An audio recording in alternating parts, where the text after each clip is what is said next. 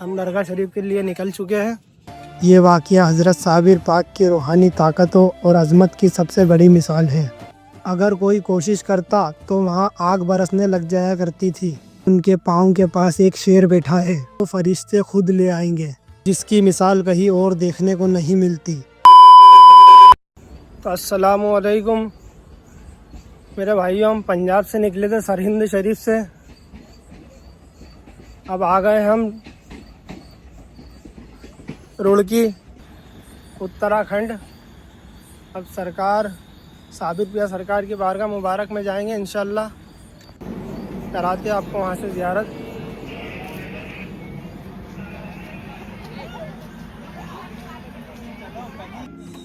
Railway station سے نکل کے سب سے پہلے پی چائے، یہ آصف بھائی اور میں نے لیے، باقی کسی نے نہیں۔ اس کے بعد بیٹھے ہم آٹو رکشہ میں کلیر شریف کے لیے۔ الحمدللہ پہنچ گئے کلیر شریف، اور یہ سب ہوٹل والے بھائی لوگ ہیں، یہ سب۔ تو الحمدللہ میرے بھائیوں، یہ روم لیا ہے۔ اب انشاءاللہ صبح فجر کے بعد نہا دھو کے جائیں گے یہاں سے۔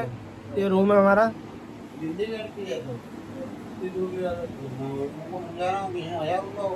بہت بڑھیا روم ہے، ملتے ہیں انشاءاللہ صبح۔ السلام علیکم۔ السلام علیکم۔ تو ہم ہو گئے درگاہ شریف پہ جانے کے لیے ریڈی۔ اب انشاءاللہ نکلیں گے یہاں سے۔ یہ سب ہو گئے ریڈی ہے، آصف بھیا، آویز صاحب، نکلیں گے انشاءاللہ، ملتے ہیں درگاہ شریف میں۔ کسی کا پیر مت لینا۔ تو الحمدللہ ہم درگاہ شریف کے لیے نکل چکے ہیں۔ کون سی درگاہ یار؟ صابر پیا سرکار، سبحان اللہ۔ ملتے ہیں درگاہ شریف کی زیارت کرتے وقت انشاءاللہ۔ تو آئیے صابر پیا کی بارگاہ مبارک میں چلتے چلتے آپ کی کچھ ہسٹری اور واقعات کو جانتے ہیں۔ صابر پاک کا پورا نام حضرت مخدوم علاؤ الدین علی احمد صابر کلیری ہے۔ آپ کی ولادت 1196 عیسوی میں ہوئی۔ آپ کے والد کا نام سید عبد الرحیم رحمۃ اللہ علیہ ہے۔ آپ کی والدہ محترمہ کا نام حضرت حجرہ فاروقی رحمۃ اللہ علیہ ہے۔ آج کلیر شریف کی درگاہ دنیا بھر میں مشہور ہے، مگر جب پہلی بار حضرت صابر پیا کلیری کی مزار بنی تھی تو کوئی وہاں جانے کی ہمت نہیں کر سکتا تھا۔ اگر کوئی کوشش کرتا تو وہاں آگ برسنے لگ جایا کرتی تھی۔ لیکن پھر ایسا کیا ہوا کہ آج ہزاروں لوگ وہاں پر حاضری دیتے ہیں؟ اس کا جواب انشاءاللہ اسی ویڈیو میں ملے گا۔ حضرت صابر پیا کا جنازہ اس دنیا میں اپنی طرح کا ایک اکیلا جنازہ ہے، جس کی مثال کہیں اور دیکھنے کو نہیں ملتی۔ شاید آپ نے اپنی زندگی میں ایسا واقعہ پہلے کبھی نہیں سنا ہوگا۔ اگر میں کہوں کہ ایک اللہ کے ولی نے اپنے انتقال کے بعد خود اپنی نماز جنازہ پڑھائی تو آپ شاید حیرت میں پڑ جائیں گے، مگر یہ واقعہ ایک حقیقت ہے اور سچا ہے۔ حضرت صابر پاک ایک بار اپنے خاص مرید اور خلیفہ حضرت شمس الدین ترک پانی پتی رحمۃ اللہ علیہ کو اپنے پیر و مرشد بابا فرید الدین گنج شکر رحمۃ اللہ علیہ کی شان اور مقام کے بارے میں بتا رہے تھے۔ آپ نے فرمایا، اے شمس الدین، میرے پیر و مرشد کو اللہ نے فنا اور بقا کا مقام عطا فرمایا ہے۔ یہ سن کر حضرت شمس الدین ترک نے عرض کیا، حضور یہ فنا اور بقا کیا ہے؟ صابر پاک نے فرمایا، اے شمس، جب وقت آئے گا تو تمہیں دکھا دیں گے۔ حضرت شمس الدین ترک پانی پتی رحمۃ اللہ علیہ نے اپنے پیر و مرشد صابر پاک کی 19 سال تک خدمت کی۔ پھر ایک دن صابر پاک نے انہیں حکم دیا، اے شمس، اب تم دلی واپس چلے جاؤ اور وہاں کے سلطان کی فوج میں داخل ہو جاؤ۔ جب میرا انتقال ہو جائے تو تم میرے لیے ایک کفن لانا، مگر خوشبو مت لانا، وہ فرشتے خود لے آئیں گے۔ جب تم میرے پاس آؤ گے تو بس سوچنا کہ غسل ہو جائے تو غسل خود بخود ہو جائے گا۔ جنازہ تیار کر کے رکھ دینا، ایک گھڑ سوار آئے گا اور میری نماز جنازہ پڑھا کر چلا جائے گا۔ اس کے بعد تم مجھے دفن کر دینا۔ حضرت شمس الدین ترک نے فرمایا، حضور مجھے کیسے پتہ چلے گا کہ آپ کا وصال ہو گیا ہے؟ حضرت صابر پاک نے فرمایا، جب تم دلی پہنچ کر سلطان کی فوج میں داخل ہو جاؤ گے تو ایک دن آئے گا جب تم اور تمام فوجی اپنے اپنے خیموں میں سو رہے ہوں گے۔ اس رات ایک زوردار طوفان آئے گا جس سے سب کے چراغ بجھ جائیں گے، لیکن تمہارا چراغ روشن رہے گا۔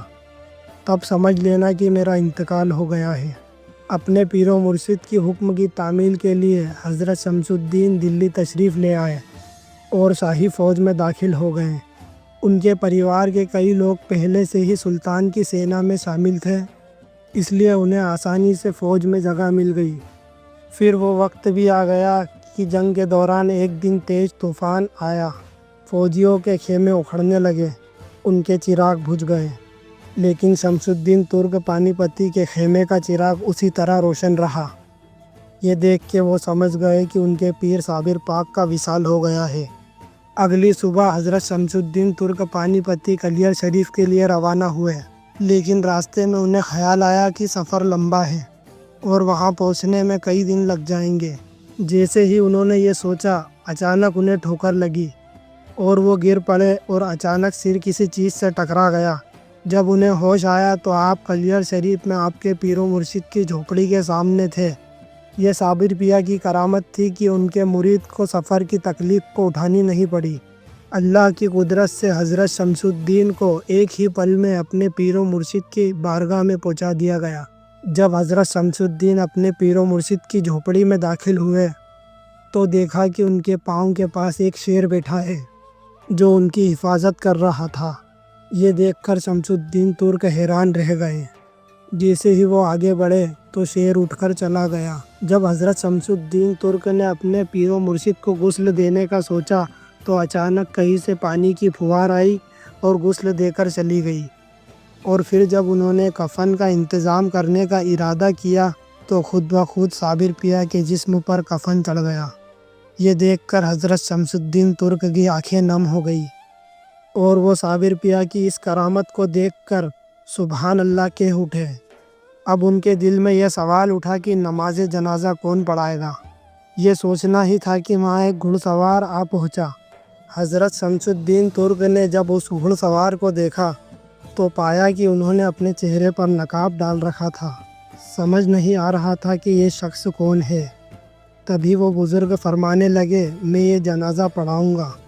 جب نماز جنازہ شروع ہوئی تو حضرت شمس الدین ترک فرماتے ہیں، جب میں نے تکبیر کہی تو وہاں صرف ہم دونوں تھے، مگر جیسے ہی سلام پھیر کر پیچھے دیکھا تو جہاں تک میری نظر جا رہی تھی وہاں تک لوگوں کا سمندر تھا۔ اب وہ نقاب پوش گھڑ سوار واپس جانے لگے تو حضرت شمس الدین ترک نے انہیں روک کر پوچھا، حضرت آپ کون ہیں؟ مجھے اپنا چہرہ دکھائیے۔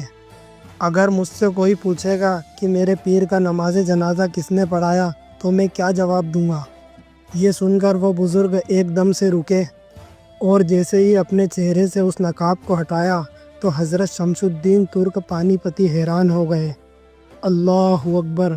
وہ گھڑ سوار اور کوئی نہیں بلکہ صابر پاک کلیری تھے۔ یہ منظر دیکھ کر حضرت شمس الدین ترک پانی پت لاجواب رہ گئے۔ تب صابر پاک نے فرمایا، اے شمس، یاد ہے ایک مرتبہ تم نے مجھ سے پوچھا تھا فنا کیا ہے اور بقا کیا ہے؟ تو دیکھ لو، یہ جو جنازے میں لیٹا ہوا صابر ہے یہ فنا ہے، اور جو تمہارے سامنے کھڑا ہے یہ بقا ہے۔ سبحان اللہ! یہ واقعہ حضرت صابر پاک کی روحانی طاقتوں اور عظمت کی سب سے بڑی مثال ہے۔ یہ آپ کی کرامت کا زندہ ثبوت ہے۔ آگے چل کر حضرت شمس الدین ترک 3 دن تک حضرت صابر پیا کے مزار پاک پر قرآن کی تلاوت کرتے رہے اور پھر اپنے پیر کے حکم کے مطابق پانی پت لوٹ گئے۔ اس کے بعد کئی سالوں تک حضرت صابر پاک کی بارگاہ کے پاس کوئی نہیں جا سکا، کیونکہ وہاں ایک عجیب طریقے کا جلال تھا۔ اگر کوئی قریب جانے کی کوشش کرتا تو وہاں آگ برسنے لگ جاتی۔ پھر آگے چل کر صابر پاک کے مرید حضرت عبد القدوسی رحمۃ اللہ علیہ نے آپ کی بارگاہ مبارک میں جا کر دعا کی، اے میرے پیر، اپنا جلال کم کیجیے تاکہ لوگ آپ کے مزار پر حاضری دے سکے اور آپ کا فیض جاری رہے۔ جیسے ہی آپ نے یہ التجا کی تو فوراً آپ کے مزار کا جلال کم ہو گیا اور وہ آگ جو برس رہی تھی رک گئی۔ اس کے بعد لوگوں کی آمد شروع ہو گئی اور آج تک لاکھوں کروڑوں عقیدت مند صابر پاک کی بارگاہ میں حاضری لگاتے ہیں۔ الحمدللہ زیارت ہو چکی ہے، اب آئے ہیں کچھ کھانے کیونکہ بہت ٹائم ہو گیا، بھوک لگی ہے۔ شعیب بھائی، سما گورو، آصف بھائی کچھ کھاتے ہوئے آ گئے ہم ہوٹل میں۔ ماشاءاللہ سے بہت ہی بڑھیا کھانا نصیب ہوا یہاں پر، تو کھا لیا ہے میں نے کھانا،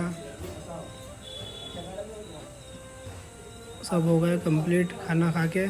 اب نکلیں گے واپس زیارت کے لیے، کیونکہ یہاں سے زیارت کے بعد ٹرین ہے ہماری اور نکلنا بھی ہے ہمیں۔ اب انشاءاللہ جا کر سرکار سے، صابر پیا کلیری سرکار سے اجازت لیں گے نکلنے کی۔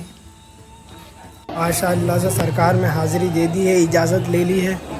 یہاں عرس کی تیاری چل رہی ہے زور و شوروں سے۔ اب نکلیں گے یہاں سے انشاءاللہ۔ ہم آ گئے مارکیٹ کی طرف نکلنے کے لیے۔ یہ یہاں کا خوبصورت مارکیٹ ہے۔ مارکیٹ بہت ہی اچھا لگا مجھے یہاں کا، کیونکہ یہاں پر کتابوں سے لے کے کھلونے ہر چیز مطلب اویلیبل ہے۔ ادھر یہاں پر ادھر کی سائڈ یہ آگے کا گیٹ ہے، فرنٹ گیٹ، جو کہ بہت ہی خوبصورت ہے۔